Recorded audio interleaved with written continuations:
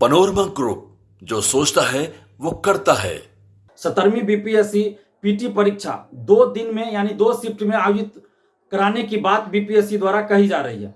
कल जो एक लेटर सेंटर को लेकर वायरल हुआ है, उसके अनुसार 13 और 14 दिसंबर को 17वीं बीपीएससी पीटी परीक्षा आयोजित होनी है। आखिर 2 साल के बाद फिर से बीपीएससी में ये परसेंटाइल नॉर्मलाइजेशन और 2 शिफ्ट में परीक्षा कराने का जिन कहां से निकल गया। 2 साल पहले 67वीं बीपीएससी पीटी पुनर्परीक्षा के समय जब बीपीएससी ने परसेंटाइल नॉर्मलाइजेशन और 2 शिफ्ट में परीक्षा कराने का निर्णय लिया था, तो उस समय हम लोगों ने जबरदस्त विरोध किया। पटना से लेकर दिल्ली तक बहुत बड़ा आंदोलन हुआ और उसके बाद बिहार के मुख्यमंत्री नीतीश कुमार जी ने हस्तक्षेप किया और नीतीश कुमार जी ने आदेश दिया कि बीपीएससी सिविल सेवा की परीक्षा 1 शिफ्ट में ही करानी होगी। उसके बाद बीपीएससी ने अपना फैसला वापस लिया और 67वीं बीपीएससी पीटी पुनर्परीक्षा 1 शिफ्ट में ही कराई गई। उसके बाद 68वीं और 69वीं भी 1 शिफ्ट में ही परीक्षा हुई। फिर अचानक से 17वीं बीपीएससी में 2 शिफ्ट में परीक्षा कराने की बात कहां से सामने आ गई। मुख्यमंत्री जी की बातों का क्या कोई महत्व नहीं रह गया अधिकारियों के नजर में?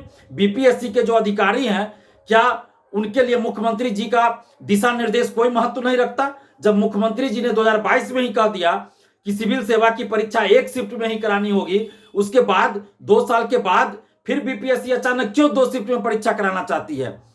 2 शिफ्ट में परीक्षा और नॉर्मलाइजेशन परसेंटाइल धांधली सेटिंग का एक नया तरीका है।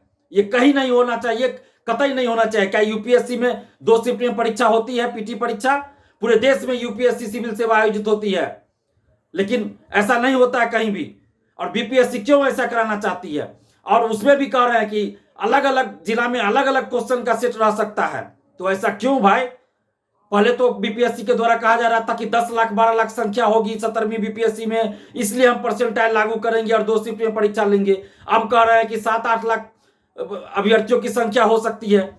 तो आप संख्या के आधार पर करना चाह रहे थे, तो संख्या तो आपका सही साबित नहीं हुआ। 10-12 लाख तो संख्या नहीं हो रही है, तो फिर क्यों परसेंटाइल और 2 शिफ्ट में परीक्षा आप कराना चाहते हैं? 10-12 लाख स्टूडेंट्स की परीक्षा 1 शिफ्ट में कराई जा सकती है, लेकिन यहाँ पे धांधली सेटिंग करने का एक नया तरीका खोजा जा रहा है, जो कि बिल्कुल ही गलत है। ये लाखों सिविल सेवा के अभ्यर्थियों के साथ अन्याय है, नाइंसाफी है। 2 शिफ्ट में परीक्षा एकदम नहीं होनी चाहिए, 1 शिफ्ट में परीक्षा होनी चाहिए। बीपीएससी के द्वारा देखिए कि यहाँ तो 1 शिफ्ट में जब परीक्षा होती है तो 150 क्वेश्चन का सही आंसर नहीं दिया जाता है, कुछ क्वेश्चन को डिलीट कर दिया जाता है, कुछ क्वेश्चन का आंसर गलत होता है। अगर 2 दिन परीक्षा होगी, 2 शिफ्ट में परीक्षा होगी, और उसमें भी कह रहे हैं कि अलग अलग जिला में हो सकता है कि अलग अलग क्वेश्चन का सेट रहे, यानी कि उस शिफ्ट में भी 150 क्वेश्चन एक समान नहीं रहेगा।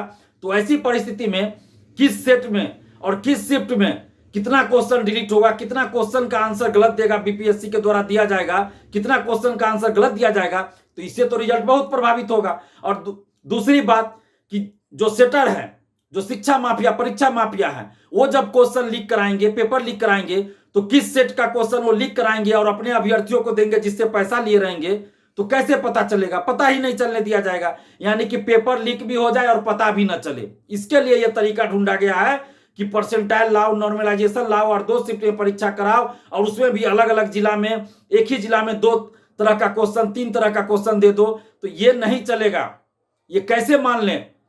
ये कैसे मान ले कि अलग अलग शिफ्ट में परीक्षा होगी और अलग अलग जो क्वेश्चन का सेट अगर एक ही शिफ्ट में देते हैं तो उसमें ईमानदारी होगी? जो सेटर है, अगर जिस सेट का क्वेश्चन उसको मिल जाएगा वो अपने अभ्यर्थियों को दे दे। हो सकता है पहले से ऐसा सेटिंग हो, प्लानिंग हो, जिससे पैसा लिया जाए, उसको वही सेट दिया जाए और वो क्वेश्चन बाहर भी नहीं आ पाएगा, यानी कि लीक भी नहीं होगा। लीक कहलाएगा नहीं, लीक तो हो ही जाएगा, लेकिन पेपर लीक नहीं कहला पाएगा क्योंकि सार्वजनिक नहीं होगा। अभी क्या होता है कि 150 क्वेश्चन एक समान रहता है सभी अभ्यर्थियों के, तो उससे क्या होता है कि कहीं भी अगर पेपर लीक हुआ तो ये बात सार्वजनिक हो जाती है। लेकिन जहां पे 500-1000 स्टूडेंट्स को अलग सेट दे दिया जाए क्वेश्चन का, बाकी को अलग सेट दे दिया जाए, तो 500-1000 जिससे पैसा लिया रहेगा उसको जो सेट दिया जाएगा वो तो बाहर आने ही नहीं दिया जाएगा उस सेट का क्वेश्चन। तो कैसे माना जाएगा कि पेपर लीक है? ये लोग मानेंगे नहीं। टीआरई 3 में जब पेपर लीक हुआ, आर्थिक अपराध इकाई ने जांच रिपोर्ट दे दिया कि पेपर लीक है, पुख्ता सबूत है, तब तो बीपीएससी मान ही नहीं रही थी कि पेपर लीक है। और इस तरह जो किया जा रहा है इसमें तो और नहीं माना जाएगा। यानी कि धांधली सेटिंग का ये नया तरीका ढूंढा गया है कि 2 शिफ्ट में परीक्षा कराओ, नॉर्मलाइजेशन लाओ, परसेंटाइल लाओ। ये बिल्कुल नहीं होना चाहिए।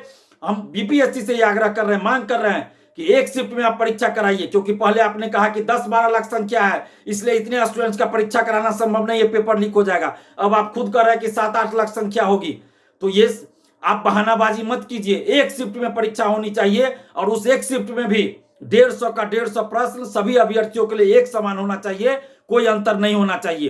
परसेंटाइल, नॉर्मलाइजेशन बिल्कुल नहीं होना चाहिए, एक समान क्वेश्चन होना चाहिए। और जितने भी बीपीएससी सिविल सेवा के अभ्यर्थी, आप सबसे आग्रह कर रहे हैं कि आप लोग एकजुट होइए और एकजुट होकर विरोध कीजिए। नहीं तो इसमें जो 200 एसडीएम का सीट है, डीएसपी का जो इतना ज्यादा सीट है और भी जो ज्यादा सीट आया है, तो इसमें खुलेआम धांधली सेटिंग चलेगी। जैसे 64वीं में हुआ, 67वीं में हुआ, 66वीं में हुआ। तो जब भी बीपीएससी में बड़े अच्छे पदों के लिए जब वैकेंसी आती है और ज्यादा सीटों पे वैकेंसी आती है, तो कोई ना कोई तरीका ढूंढा जाता है धांधली सेटिंग का। इसलिए आप जितने भी अभ्यर्थी हैं, आप सबसे अपील कर रहे हैं कि इसका विरोध कीजिए और आगे हम लोगों को एक जबरदस्त आंदोलन करना पड़ेगा। बीपीएससी से हम आग्रह कर रहे हैं कि आप फैसला वापस ले लीजिए, 1 शिफ्ट में परीक्षा कराइए, नहीं तो फिर हम लोगों को आंदोलन करना पड़ेगा।